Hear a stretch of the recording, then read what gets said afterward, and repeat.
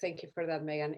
If we finish our first panel talking about innovation and communities and the opportunities that we can create within institutional frameworks for change, now we are going to fully dive into the idea of transforming a political agenda in Latin America. So for this panel, we have the question, what are the most pressing issues emerging from the region? And from a feminist lens, what are some possible transformative paths to follow to address them? So for that, we have four people that are going to talk to us about their perspectives. So I'm going to give a small, a brief bio of them. So for the first presentation, we are going to see Ingrid Rios and Estefania Luzuriaga Uribe. They are going to be speaking to us together. So Ingrid is a PhD candidate in Latin American Studies for the Universidad de Chile. She's a master in contemporary Latin American Studies for the Universidad Complutense de Madrid. She's the coordinator of the special research projects and assistant professor in Universidad Casa Grande in Ecuador. And she's interested in research areas such as Latin American studies, populism, social movement, identity studies, and decolonial studies. Estefania Luzuriaga, she is a PhD candidate in social science for the Universidad de Antioquia. She's a master in advanced studies in political communication for the Universidad Complutense de Madrid. And she is the general director of Fundación ADES and professor at Universidad Casa Grande. We are also going to be listening to Maria Amelia Viteri. She holds an affiliation as a research associate with the Department of Anthropology at University of Maryland, College Park. She has published extensively in Spanish and English for academic audience, the media, and informed public policy in the international development field. Her work revolves around structural inequalities and mutual constitutives such as gender, sexuality, ethnicity, and migration in the US, Latin America, the Caribbean, and the Global South. Our final speaker is Elizabeth Corredor. She's a postdoctoral research fellow at Toronto Metropolitan University in the Department of Political and Public Administration.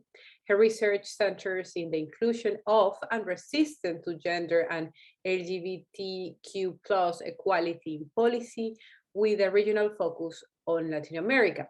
She has a book project. She has published on anti-gender campaigns, both globally and in Latin America, and her current book project examines the conditions under which the Colombian 2016 peace agreement includes a gender perspective that promotes women and LGBTQ+ equality in post-conflict Colombia. So, thank you for agreeing to be part of this panel. And we can start with Ingrid and Estefania. Thank you very much, Andrea, for the invitation. We are very excited to join this super interesting panel about such important topics as democracy and gender.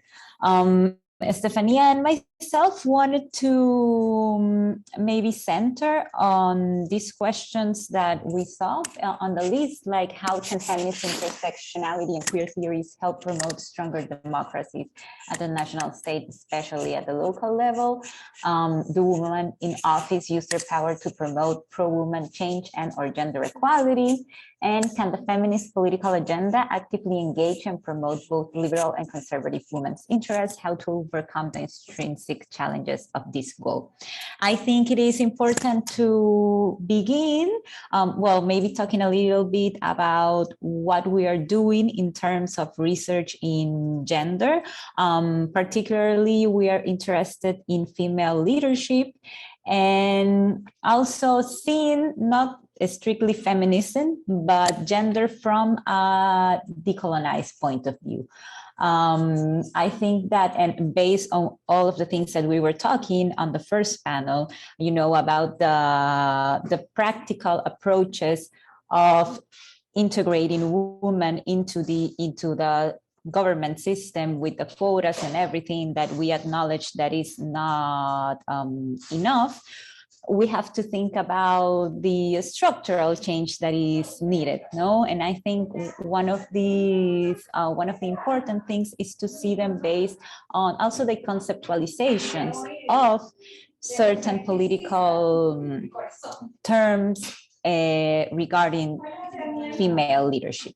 So we had a 4-year project or research project where we explored an indigenous community here in Ecuador, the women of this indigenous community, from a decolonization approach. And it was super interesting to see how the leadership how thinking about female leadership takes a whole different aspect and elements in this kind of local areas, you know, not only, and also thinking about the intersexuality and thinking that we are maybe talking about a homogeneous group of women and not taking into account this other woman inside the otherness of us being women. So this is one of the things that is, I think, most important.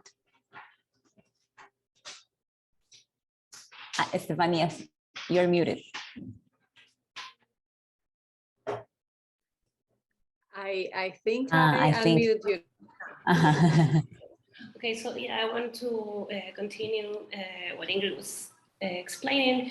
In this research project that we did, we realized, as Ingrid was saying, that there were other elements in place when we were thinking about leadership. When we started the project, we thought about understanding political participation from this indigenous point of view, and we were approaching it from a really, I don't know how to say it, like immature way. We were thinking like we could basically study it the same way we were doing it in Ecuador, but in the outside indigenous communities. And we realized that it was going to take way more time. And in this way more time, we realized that the women in the community were not necessarily leaders, but they were the base of the social structure that allowed men to develop these leadership positions in the community. And another aspect that was really interesting is that this leadership were divided in two parts. One had to do with the political aspects, and the other one had to do with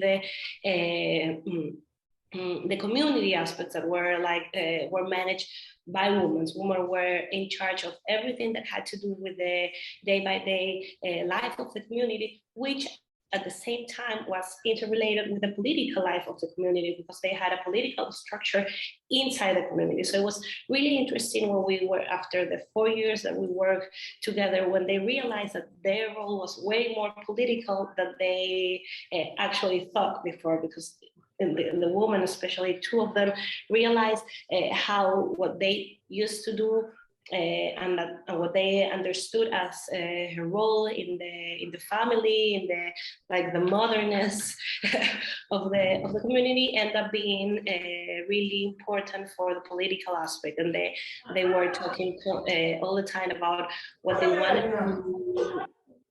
they wanted to achieve with the government. So it was really interesting. And after that, we decided that we wanted to continue to work to understand this woman in leadership. And that's how we started working the actual project that we wanted to share today, that has more to do with how these women that are in leadership positions communicate and how they rule. You know? And that takes the second question that we brought for this panel, that had to do with if the woman in power could promote pro-woman change. and our gender equality? That was the second question. And we have been studying this in the last year, and we realized that when we see women in power in Latin America, we talk about the super mother. That's like a term that we realized and had to do with how they somehow their proposals, their plans, and their communicational structure is really related to the mother from Latin America, the caring for the children, the caring for the city, the caring for the woman, but not necessarily differentiates in the actual ruling. You know, it's more like a discourse that we have in that sense. No sé si quieres cerrar, we're missing 1 minute. No, I think we are out of time now, but thank you very much. We can continue in the discussion part. That's perfect. We definitely can continue in the discussion. So, Maria Amelia, do you want to? Yes. Okay. Thanks again for the invitation. It's wonderful to be here with you, and and thanks again, Ingrid and Stefania, for sharing your perspective and your work. I'm going to talk kind of in a bullet points type of format, so that the main ideas based on your questions are addressed. And I'm going to start, maybe I already mentioned, or Gloria mentioned in the former Q&A, that we are part of the Gender Politics in Latin America research project by Sexuality Policy Watch, that's based in Rio de Janeiro in Brazil. And I'm going to base some of my answers on that project and some of the findings from that project, which looks at the gender wars in Latin America, and basically who are the actors, what's behind the production of these gender ideology discourses, how have they impacted each of the countries in Latin America, and what can we expect moving forward. And again, I'll be happy to share with you in our chat the link for the publications that are now available both in English, Spanish, and Portuguese. So based on that, as you might recall, Wendy Brown's classical article, she talks about what are the democratizing dynamics, and how can we understand processes of democratization and de-democratization when we are thinking about the repoliticization of religions. So as you might know, this gender ideology discourse is based on notions about religion, particularly Catholic, but not exclusively, and the idea that anything that goes against a certain type of family, understood as the basis of more conservative religious thought, is it's confronting the way in which the world, in terms of gender, and then gender in terms of economy, should work. So when we use this framework, we want to think as well, what's the impact of the gender ideology discourse? And what we know is that it has reframed Catholic, for example, anti-Marxist discourses, and reframe it as attack to LGBTIQ+ rights, as well as feminist and gender rights, not exclusively, because again, what we argue together with Sonia Correa and all my fellow colleagues and researchers is that it's not only about LGBTIQ+ rights and women rights and gender rights, it's about democracy and how democracy is understood. And through the de-democratization of democracy, then there's less room for example, access to more horizontal access to, again, education, health, representational politics, decision-making, how knowledge is reproduced, who decides, who has the power to decide on whom. So it has a lot of implications. And it also informs how, for instance, certain governments, you might listen to them talking about gender rights or LGBT rights, but when you look at their actual policies, those policies are not transformed in any ways. They continue to be very heteronormative, very homophobic, and usually these discourses are used as homoprotectionist policies, which is a strategy for co-opting both the gender, women, and LGBTIQ plus discourse. So with that framework, I would like to emphasize that this framework has further created, reproduced, reiterated, I would not call it new, but a stronger divide and rift between different feminists or different also feminist scholars. And these divides, for example, feminism that supports trans women, feminist discourses that not necessarily support trans women's rights in the same way or do not see it as the same framework, are definitely weakening the solidarity and the possibilities of thinking about how we can transform these structural systems of oppression for everyone that has been in different ways oppressed without trying to decide who is more oppressed than whom. So it's more thinking that misogyny stems from exclusion of what is known as the feminine or the female. And from there, although in very different ways, both women, trans women, men or kids that are defined as feminine suffer different types of discriminations that, again, hinder their access to the rights.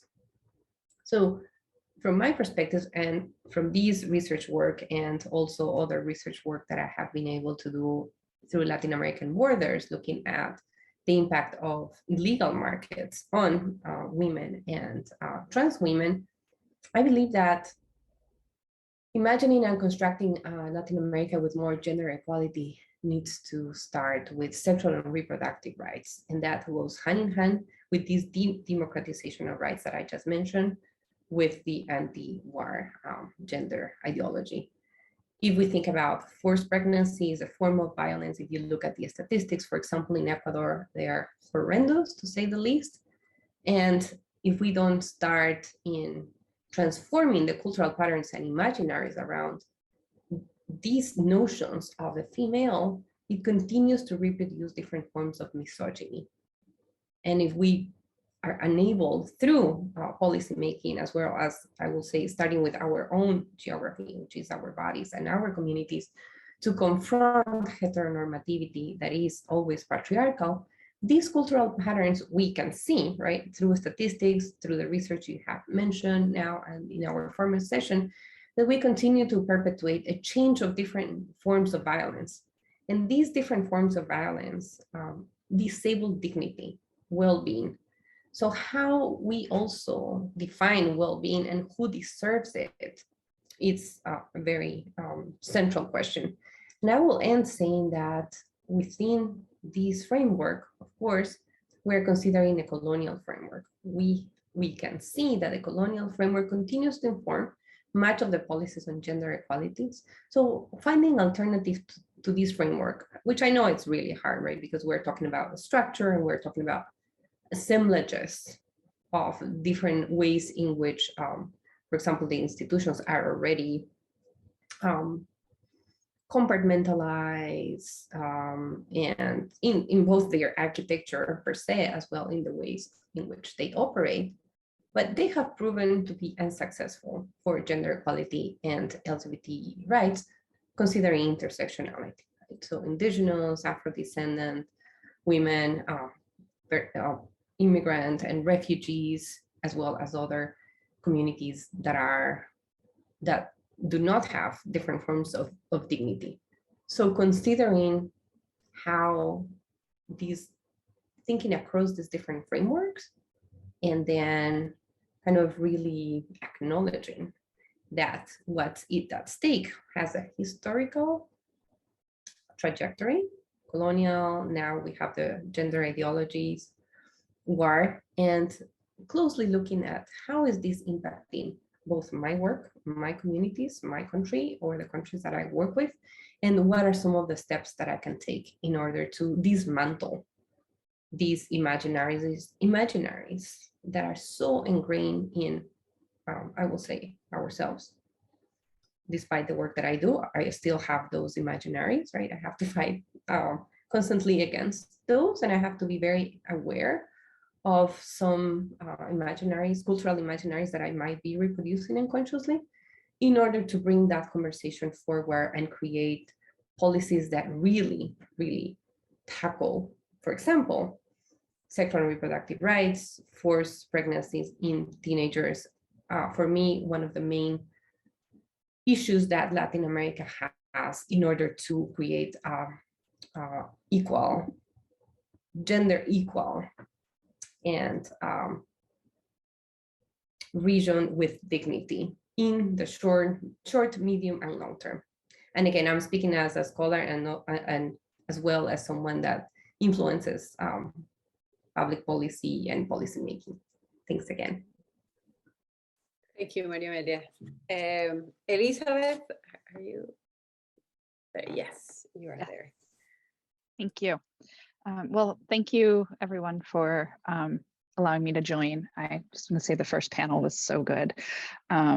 So this is really exciting to be here. So I thought what I would do is just talk briefly about my research, which is definitely sort of, it answers that idea of the question about pressing issues in the region, and that is around anti-gender campaigns in Latin America. And as Andrea mentioned in the beginning, my book project looks at the Colombian Peace Agreement and the inclusion of gender and LGBTQ rights in the agreement, as well as the resistance to that, to those inclusions.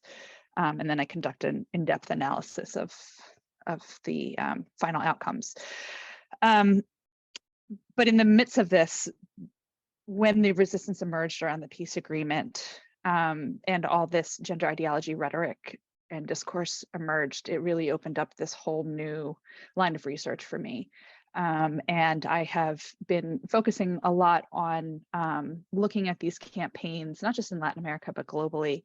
But in terms of Latin America, where I see my research going next is really looking at the connection of democratic backsliding and anti-gender campaigns. A lot of what we understand about democratic backsliding and the erosion of democracy, particularly in the Latin American case, focuses on the role of elites in sowing distrust in the community, sowing division and polarization. And very little is looked at in the role of civil society in that process. And I think anti-gender campaigns show us that civil society plays a really big role in democratic backsliding. And so, and traditionally in Latin America as well, what we've seen is that conservative forces and conservative politics have mostly operated at the level of the elite and in the military.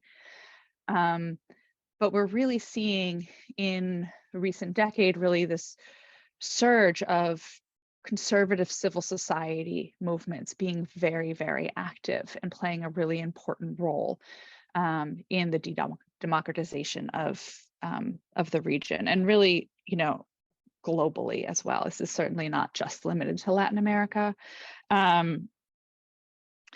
But I think it's important that we look at this because when we think about civil society, very often we think of civil society as, and it is, studies have shown it's necessary. It's a key ingredient for democracy. It pushes forward rights of the marginalized. But what we're seeing here, though, is that there are powerful, even if they are minority or small groups of conservative civil society groups that are seeking to restore or protect the rights of those who already have power at the expense of the marginalized. So I think it's an important area that that we look at, because clearly these anti-gender groups are extremely effective in polarizing civil society around very specific issues around gender and LGBTQ rights. They are efficient at sowing distrust among the within political elites that support gender and LGBTQ rights, or women's and LGBTQ rights. And they're clearly having impact on civil liberties. And so I guess my point is that there's a need to sort of shift from just looking at political elites when we think about de-democratization processes. I'm happy to talk more about the Colombian case, which I've done extensive research on and have published on. But I think I don't want to take too much time, so I think it's best if we just sort of open it up. And I'm happy to, talk about the different strategies and the tactics and the outcomes of some of the anti-gender groups that I have studied thus far. So thank you.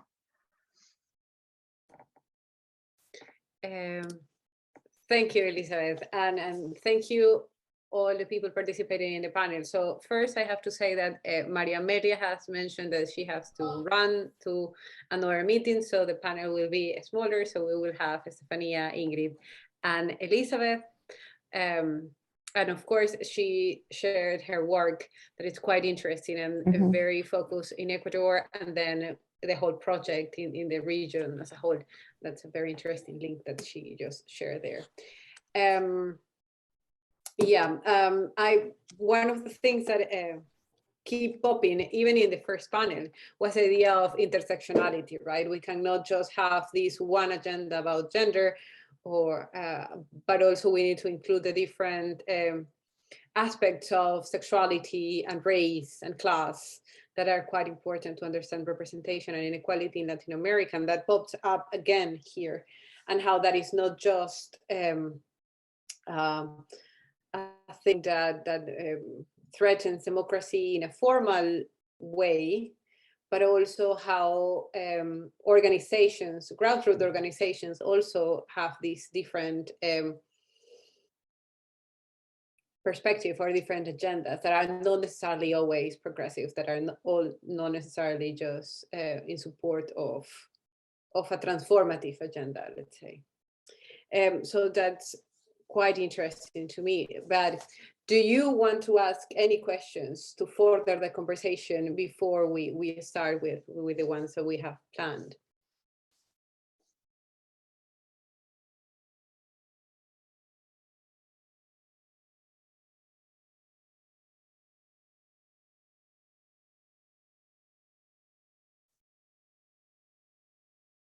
I don't have any specific questions, but I'm curious to hear what from everyone else. Yeah, I don't have questions, but they will. Can I ask how anti-gender movements look in different countries, for example? Because I think, I have read Maria Amelia's work, and I can think about examples in Ecuador, but maybe someone else in the panel can discuss anti-gender movements in different regions or countries. Yeah, I mean, I'm happy to talk a little bit about that. My focus has been on Latin America, but in the process, I have done quite a bit of research on anti-gender campaigns in Western as well as Central and Eastern Europe, and here in the United States as well. And there's a lot of similarities, yet there's also a lot of things that make them distinct. In general, I think the commonality is that this gender ideology discourse is really used everywhere. It's a very powerful mobilization trope. And it's really, this idea of gender ideology is really it's an attempt to say that gender and sexuality and the body are not socially constructed, right? That, and it's to reinforce the gender binary and to reinforce, cisgender heteronormative ideas around gender identity and sexuality, which has implications for not just LGBTQ groups, but also for women as well. And that is sort of common everywhere. We really see these campaigns emerging when there is an attempt to define gender in a way, or use gender in a way that is more than just synonymous with woman in policy. So, for example, the Istanbul Convention, which was to in Europe was to fight violence against women, and they defined gender as something socially constructed. So a lot of countries resisted it. Some have refused to sign. Others that had signed have since withdrawn from the convention, claiming that it's this gender ideology. But what we've seen, so that seems to be sort of consistent everywhere, right? So a lot of it's been like in education programs where they've tried to talk about gender in a more specific, or like in a more broad, new, progressive way. They have also been shut down. But what is distinct in the different places a lot is the frames and the way that they talk about it. So, for example, in Central and Eastern Europe, you really see the history of communism, and they use threats that this is a communistic issue, that it's a rejection of neoliberal ideas of the international community imposing ideas of gender onto the people, and it's about certain countries in Europe trying to retain independence as a nation from the international globe. In Latin America, there's a lot of, as well as in the cases that have emerged in Africa, there's a lot of discussion around colonization, right? They sort of can pull from these historical areas that are very sensitive and provoke a lot of emotion in people. So they talk about it sort of as ideological colonization. And so you see those frames work differently in different countries. One of the main differences in Latin America, and also we see in the US, is that in Europe, both in Western and Central and Eastern Europe, a lot of it has been driven in largely Catholic countries. And the Vatican has had a huge has been a huge mobilizer around this. In fact, they sort of, coined and defined this term gender ideology in the early 2000s, and it has since taken off. But as it has made its way to Latin America, we can see the rise and the important role that conservative evangelical communities play in promoting this discourse and in promoting these policies.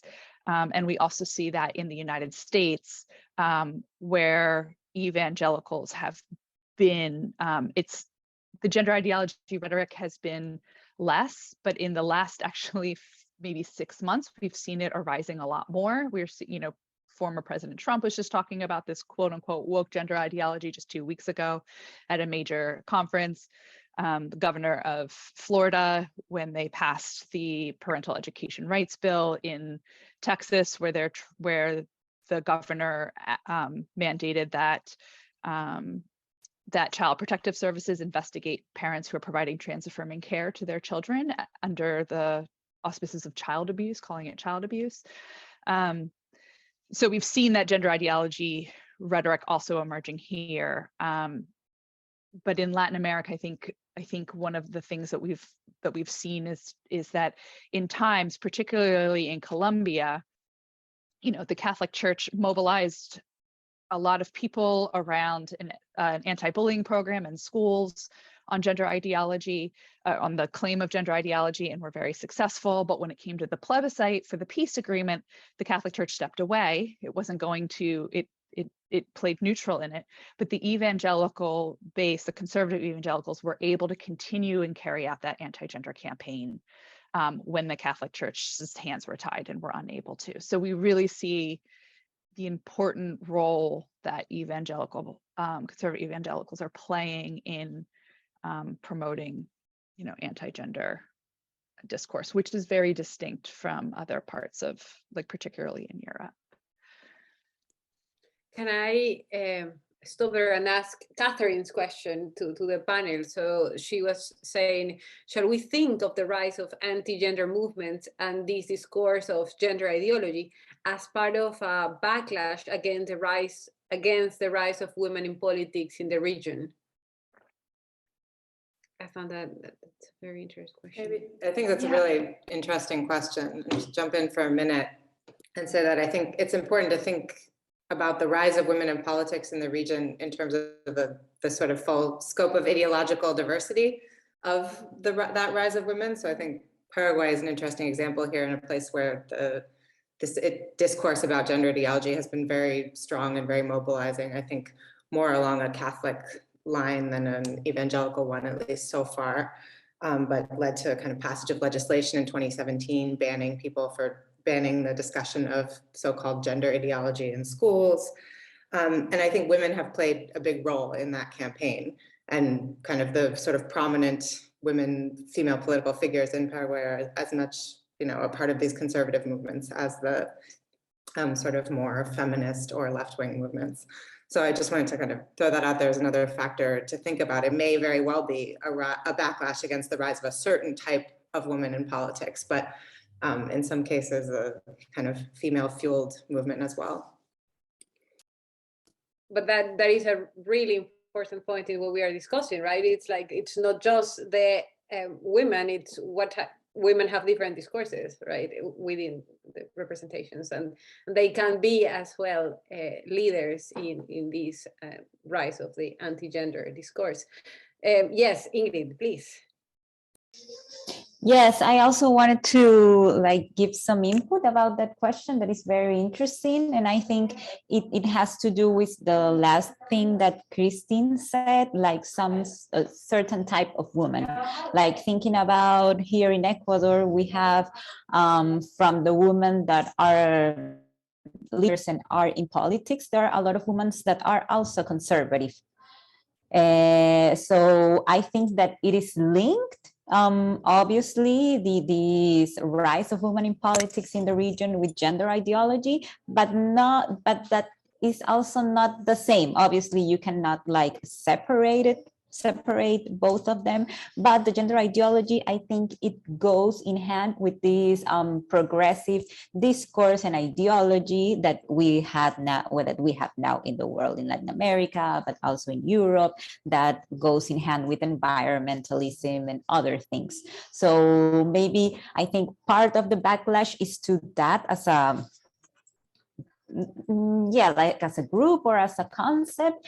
And some women in leadership that are more conservative can also be a part of against the movement. So it is really interesting.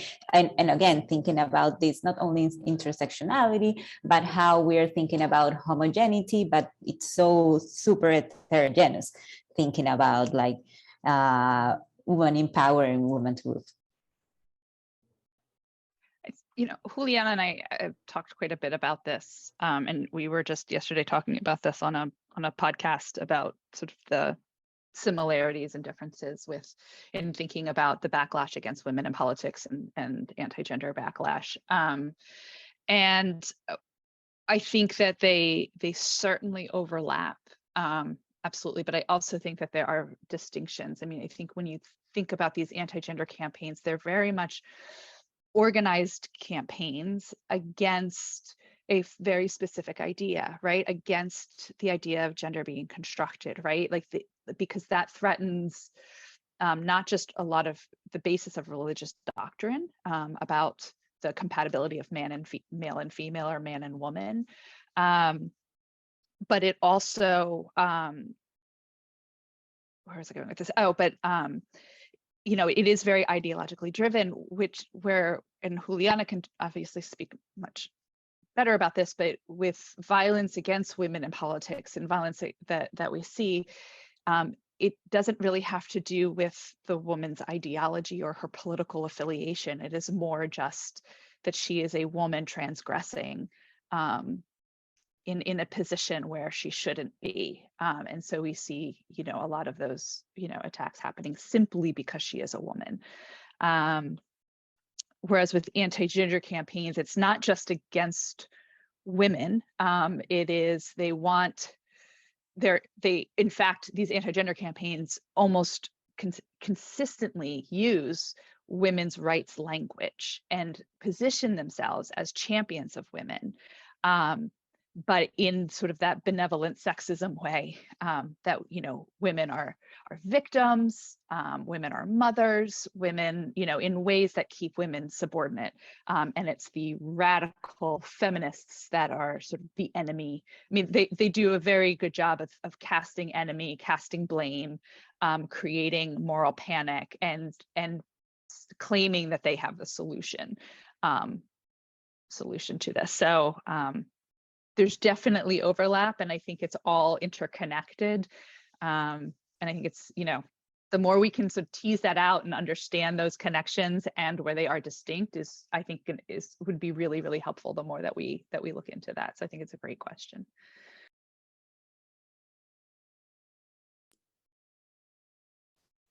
Does someone want to add something to the point of the difference between anti-genderism and just discrimination against women in representation? Or maybe we can discuss this question that I found in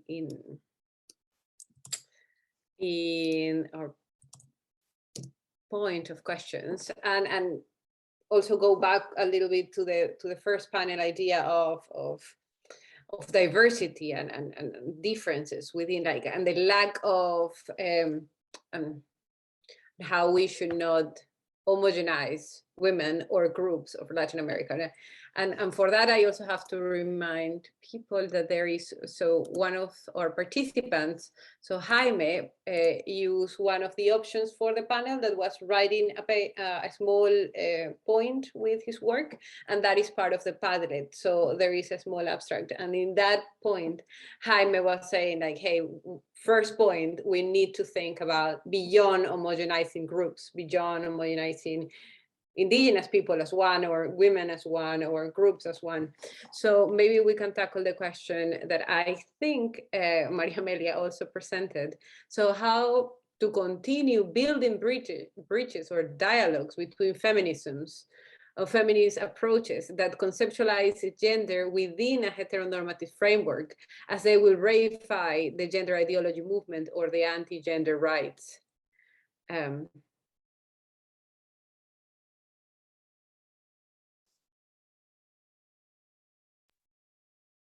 I have some ideas, but I don't want to occupy all the time. So if Ingrid or Stephanie at the have ideas first, please feel free to go ahead.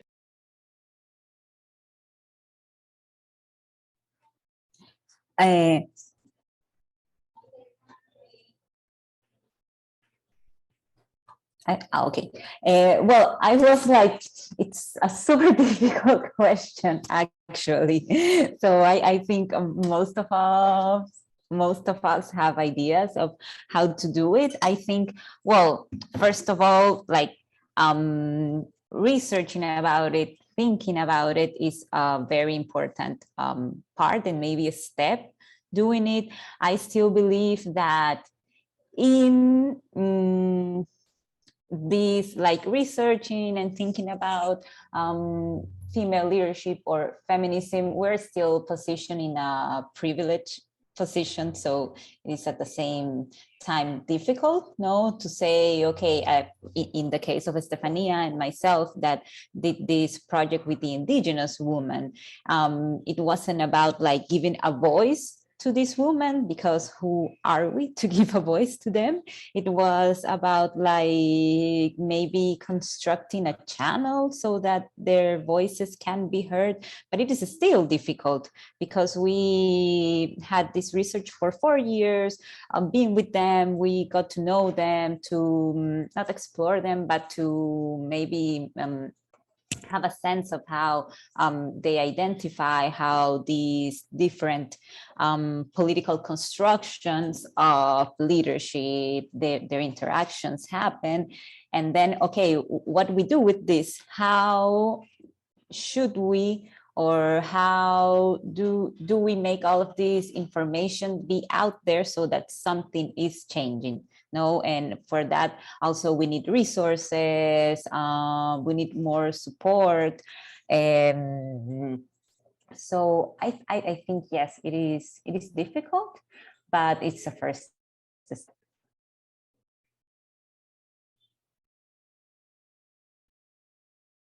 I don't know if Estefania wants to say something. Hi, I'm so sorry. I'm really, really sick right now. That's why you made me sick. My face is kind of okay. So, well, continue with what Ingrid was saying. I was going back to the moment we were processing the data, and I was thinking about points or ideas.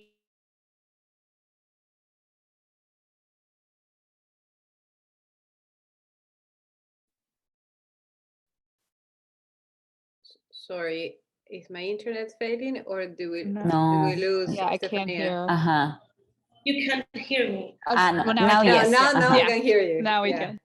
Okay, great. So I was saying that I'm going to think back on the when we were processing the data, and I'm going to stay with this idea of building bridges and things that we found that I can see being like a step towards building these bridges. So first was they felt inadequate represented, you know, like.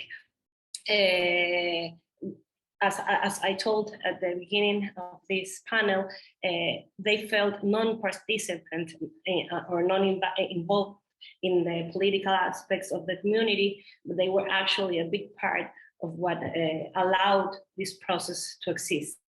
So being seen will be an important element towards building these bridges. Another part that was important was the limited access they had to decision-making processes.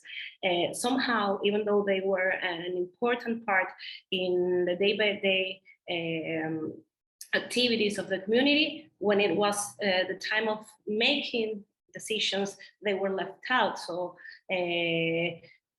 that had a lot to do with the lack of access to control over the financial aspects of the community, but also, and someone else said it in another presentation, was the knowing how they could make these decisions, knowing how they could manage these resources, knowing how their participation could affect the community in the political aspect. So I think that those points were really important when we were talking about how they saw themselves as women in a more active role in the community, and in some way really represented as their needs and their beliefs. I'm sorry, you were going to say something. Yes, I was going to say now with Estefania's ideas that one of the key things is for women also to be acknowledged of this. I think for us or for certain type of women, the educations that we have had, the opportunities that we have had has led us to be not completely, but because also Maria Amelia said like, oh, for me, it's also difficult to like break these stereotypes or these imaginaries. We're still doing it, but at least we are aware of them. And one of the things that we realized when we were in the community is that these women weren't at all. No, like this first exercise of reconstructing these imaginaries, of reconstructing the representations and the things that they know is difficult, but maybe it's a first step to do it that must be done from maybe education, from the family, etc.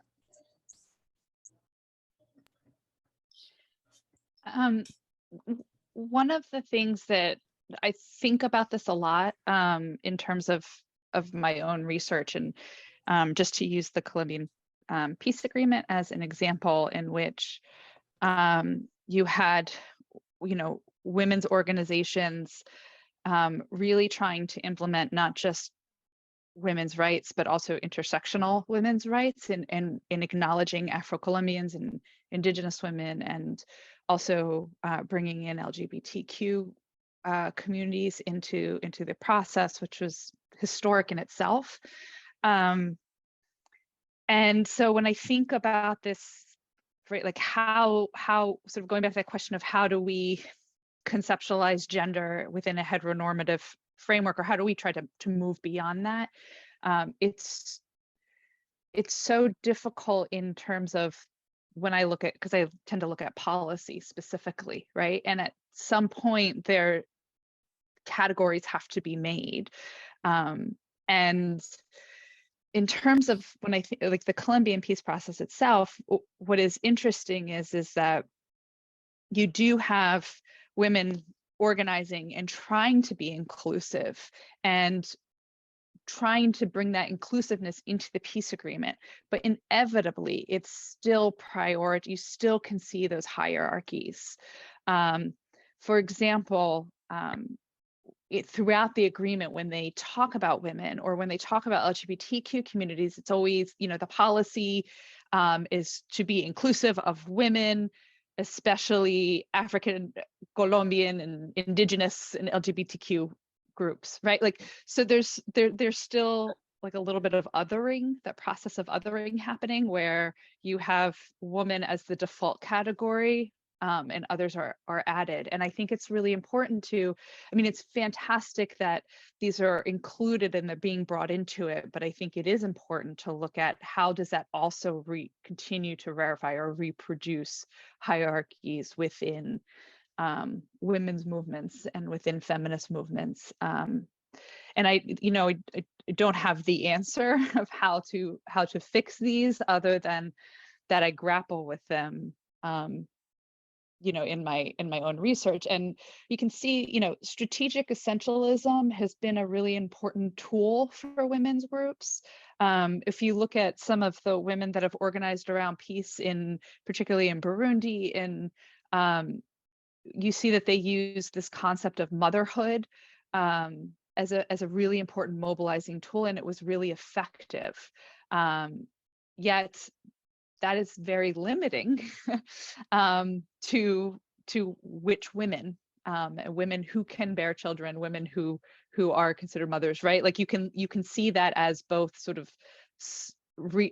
reinforcing some form of subordination in a way, but it also was very instrumental in getting them to the peace negotiations. And so I don't really have a clear answer, other than that it's really muddy and complex. And I'm really interested to hear more people's thoughts on how to overcome these barriers. I mean, in the Colombian peace process, after the anti-gender campaign happened and women's organizations were forced to go back, there was a division. There were some women's groups that said we need to drop the LGBTQ language. We need to protect and preserve what we can, and we think we can preserve the protections for women, but we're not willing to risk that.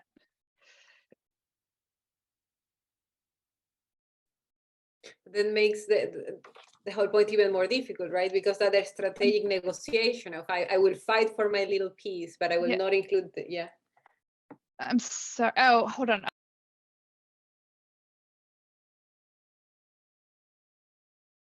Sorry, something had clicked on my computer and I was hearing another. I thought someone had joined in. I apologize. I don't know what I was saying. Either way, there were people who wanted, there were groups who were willing to sort of let go of the LGBT groups in order to preserve the women's groups. And then there were a lot of other women's groups that said absolutely not, one for all, for one, like we keep it. And they were successful in keeping it. In fact, in the peace agreement, women's rights and LGBTQ rights were strengthened in the final agreement as a result of the women having to go back, despite a lot of sort of discussion that it weakened LGBTQ rights. It's my analysis shows otherwise. But I guess my point is that the strategic essentialism can be really, really important, but it also reveals a lot of hierarchies, and I think is, I would love to hear more from others just in helping me sort of think through some questions that I have. Would someone like to add to that? I would like to add from the idea of the indigenous people, from the idea of a strategic use of identities has not only been used by women and women interested in building one movement or one idea around motherhood, but in the indigenous communities as well. Ecuador has a huge indigenous movement and a very politically active indigenous movement that includes 14 different national identities, national indigenous identities, but that politically are built within one discourse. And that is both one of the strengths and one of the weakness, the things that weakens the political movement as a movement, because every time there is a sign of not all indigenous movement being aligned, then all the headlines in the media are indigenous movement weakens because of disruption within the bases, which is interesting because it doesn't necessarily need to be homogeneous. And if we think about the Ecuadorian example, in the highlands or in the Amazon, the indigenous movement have different agendas and different structures and different needs and different wants and desires and everything. So that it's interesting, the idea of that, how limiting, how powerful and how limiting at the same time a strategic use of identity can be used. And also considering the indigenous movement, and that one point that always comes around the indigenous movement, it's how one identity, the indigenous identity, can make the intersection between gender and the racial identity invisible. So suddenly indigenous are genderless, and when we think about indigenous women, suddenly we are discussing a more like a subtopic within a topic. And as you mentioned, Elizabeth, this subordination of the agenda itself. Will someone want to add to the discussion or present another question? I just wanted to add what Andrea was saying, that we just saw it like right now here in Ecuador with all the national strike and all the mobilizations that just ended yesterday, and how it was interesting because they were like mobilized by this leadership of the CONAIE, and the leader is a man, but the second like in charge, or I don't know, he actually in charge in the movement, but was a woman. But if you notice like the 10 points that they were requesting that were part of the negotiations with the government, yes, they did this thing of, okay, just the indigenous, we have women, and they, I think they make it notice that some women were also mobilizing and were part of like the front row. But then in the request, there was not a separation between gender or something specifically about indigenous women. So it's also like, yes, it's strategic. But then, oh, sorry. They showcast women as the weak gender, you know, because they were saying you're putting women to fight, you're putting women and child. That was the media discourse, you know. There was always woman and child. You're attacking women and child, but it was always like referred as a weakness, you know, as the government is doing something against this group that is a vulnerable group, but they were in the fight, and if they're in the fight, they're fighting as a man, you know, they're fighting as they wanted the 10 points or any other social right they were defending. But it was interesting because it was the same movement that were showcasing the women as a weak part of it, you know.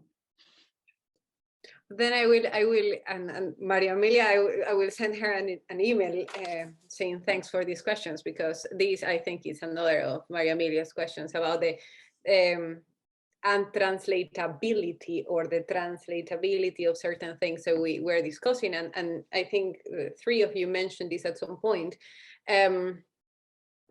or in these two panels, we have discussed the idea of gender and how sometimes gender will not translate the same or look alike, like gender powerful women or leadership will not look the same within mestizo communities than within indigenous communities or Afro communities. And that also, and I will quote again Maria Amelia, with the idea of the colonial framework, right? Because that colonial framework already imposed a way of seeing, and anything that is not registered under the colonial framework appears different, or yeah. So can we think about the question, how we consider the translatability and untranslatability of bodies, languages, desires across different frameworks where language, place of origin, cultural codes, the hierarchy of knowledge production and intersectionality will affect gender equality. So if we are thinking about representation and the state, how we're thinking about these things that will not look the same from one community to the other.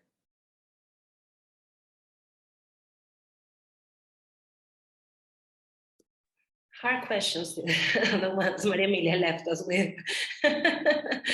So just wanted to say that Ingrid and I have been asking ourselves this last year a big question, and is are women in leadership having a different populism? Can we talk about a woman populism and how this is, how it's characterized? And we have been working with this author, Yuderski Espinosa, and we were thinking about the gender through her work. And she's always saying that one of the main difficulties that we find trying to do this, insert race, insert languages, place of birth in the gender studies, has to do with where the concept was conceived and how this conception affects how we understand gender. And she's so, and in our work, we're thinking that it relates with what we learned in 4 years with the women of Wayuri. It's how, when we understand gender, we're understanding it through colonial lens. You know, it's the way we see it. That's what I wanted to put in the table. I actually don't have an answer to the main question.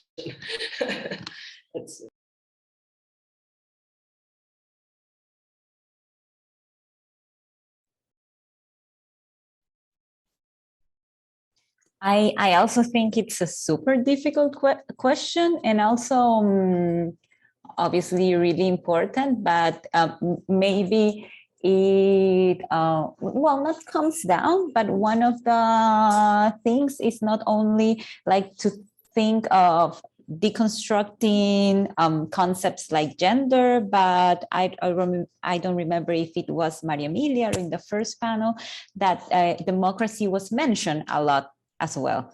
Now, how we can integrate this to improve democracy, or etc. And I think deconstructing certain concepts in the gender, like not ideology, but in this arena, but also linking it with other things as democracy. You know, democracy, I believe that as it is thought, it also perpetuates certain inequalities, discrimination. So it comes like in hand, not thinking about maybe the way in how we're doing politics in general. No, like Stefania said, we had this project with the indigenous woman, and then we are like changing a little bit, also doing things with gender, but in the part of rethinking the conceptualization of populism, because we believe that, yes, it is necessary also to reconfigure these concepts that have been created or constructed from a male point of view, and that when they are utilized to describe women leaders, then obviously they don't fit, or they themselves make women, oh, okay, we are seeing women being leaders as men, because obviously the concept of a leader is constructed based on a man. So we cannot use them on a woman. Maybe first we need to rethink the concept to also integrate this other part. And I think that also should be done with other concepts that are more basic, you know, as democracy or other forms of government, etc. Maybe it will be a form, a way to tackle this transability.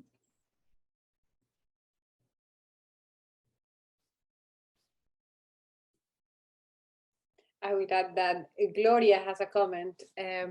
When we are talking about intersection, we try to include different dimensions and groups and arise questions about them. But it does not happen the same for those hegemonic or privileged groups. Will it be important to begin asking the same question or about them? So questioning the privileged groups, and that's an interesting question as well.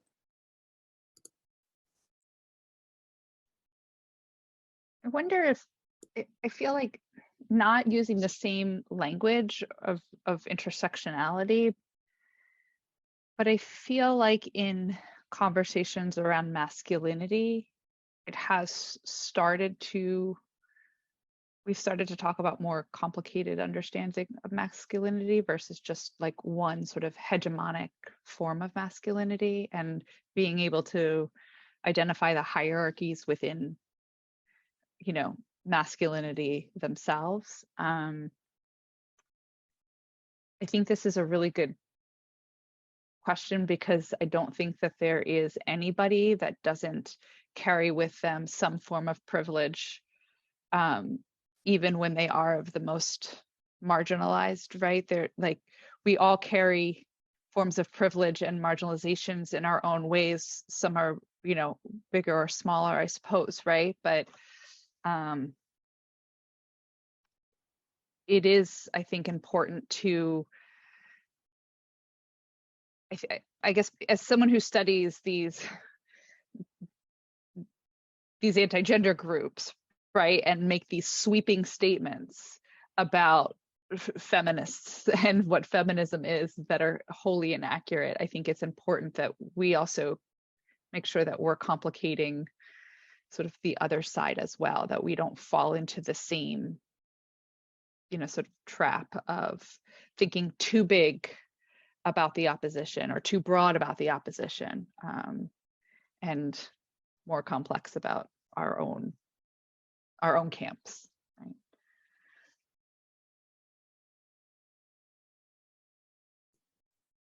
So we are thinking again about the nuanced understanding, not just about the groups, the feminist groups, or the groups that we continue to call progressive or marginalized communities and grassroots communities, but also a nuanced understanding of people in power and privileged groups.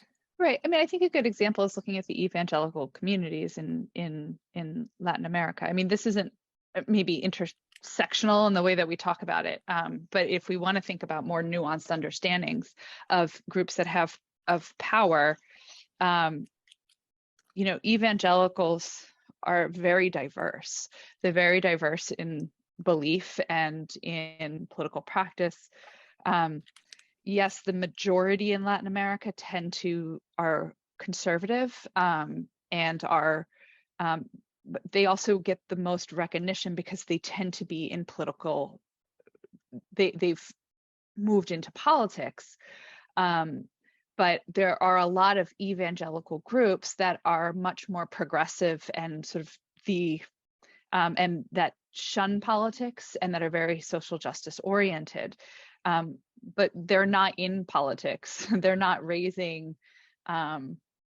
big debates and whatnot, so they're not getting the attention. So there tends to be this idea that evangelicals as a whole are very conservative, and that's actually not true. And they don't all identify in the same way. That it is much more, it's a much more heterogeneous group than is often, at least in scholarship, talked about.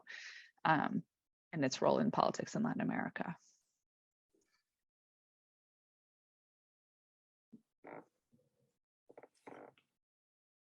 Okay, thank you. Do we have any other questions from the participants, from the people that are joining us? or questions that the panel wants to share with our participants.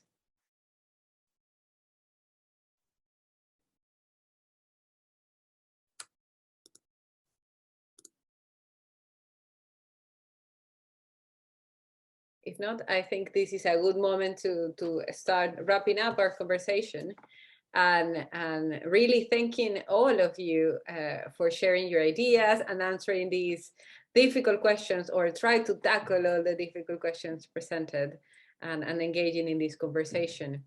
I think I will ask Vinicius to join us to give his final remarks on the event.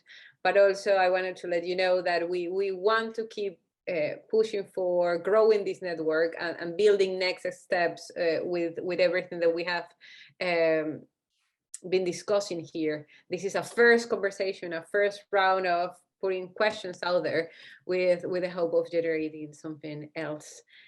So Vinicius, I leave it with you now. Well, thank you very much, everyone. Thank you so much, and thank you all of you who participate in this conversation here.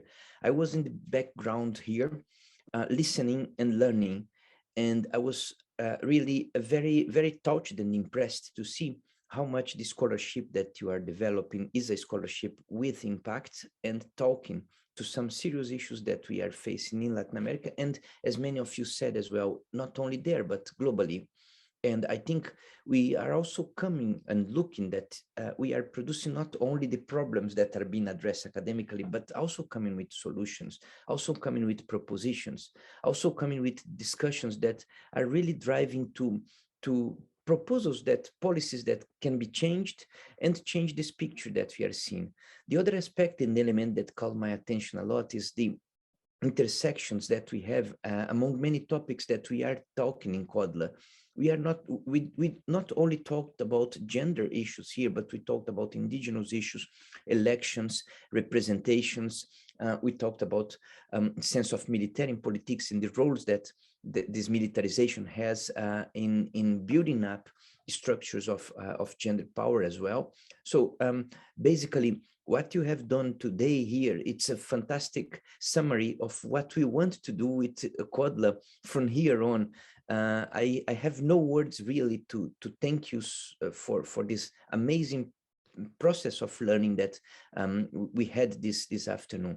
I'm sure that this event will be a mark for not simply to KODLA, but for the discussions on gender representation and this transformation of the roles in societies in Latin America, especially around political representation. So I just thank you so much. I'm very proud and very happy that I have spent this afternoon, for us afternoon, for you morning there in Latin America with you all. And yeah, thank you. And Andrea, with you for the final words. Oh no, there is no final words in here. No, I think everything that you have said marks what I wanted to say. The topics that we have been discussing here shows one of the things that I feel that sometimes the academic world misses, the connection between what we produce and how it creates real impact in society. And the belief that the research that we do, the time that we spend having these conversations, thinking, asking these questions, presenting more questions than answers, really have an impact, really have a transformative impact, or could have a transformative impact. And that was one of the reasons that I really wanted to work with Vinicius in this particular type of format and creating these policy papers as bringing a different way of communicating our research and showing how important it is to talk about these topics, maybe in a different language, maybe in a different format, maybe with a different aim, but that very core using our research for change. So that was wonderful. And I just would like to return, Andrea, sorry. Please, Megan, if you are there, and also Sarah, I would like to invite you both to the stage as well. Yes. Because we didn't see you around, so but if you are there and can turn on your cameras, I would like very much if you could join us here. It's just to show to everyone that is watching us the faces that are also behind that and making possible to happen this event, and to make possible KODLA happen as well. So I don't know, can you do that or not, Megan and Sarah? I don't know if they can turn on their cameras, but in any case, that is Megan. Thank you very much. I don't know if Sarah is around or not. I'm just trying to find her now on the thing so I can spotlight her. It appears that she's not in there, but anyway, thank you everyone. I hope the tech issues weren't too bad. Yeah, I'm a project assistant for KODLA, and it's been absolutely amazing to hear all of you guys talk as well. And as a global leadership and peace building student as well, it was really, really helpful, especially with my dissertation and things. It's been one of my interests for a long time. So yeah, thank you so much. And what I'll do is I'll also type our handles, so our Twitter handles and our YouTube handles as well in the comments, so you guys can all follow those for more updates and things like that. So yeah, thank you. Yeah, thank you. And again, all of you, we want to make KODLA a platform of dialogue and exchange of ideas. So please, if you have other ideas of activities to do and things that you would like to collaborate, just approach us, approach Andrea, who is working with us as well.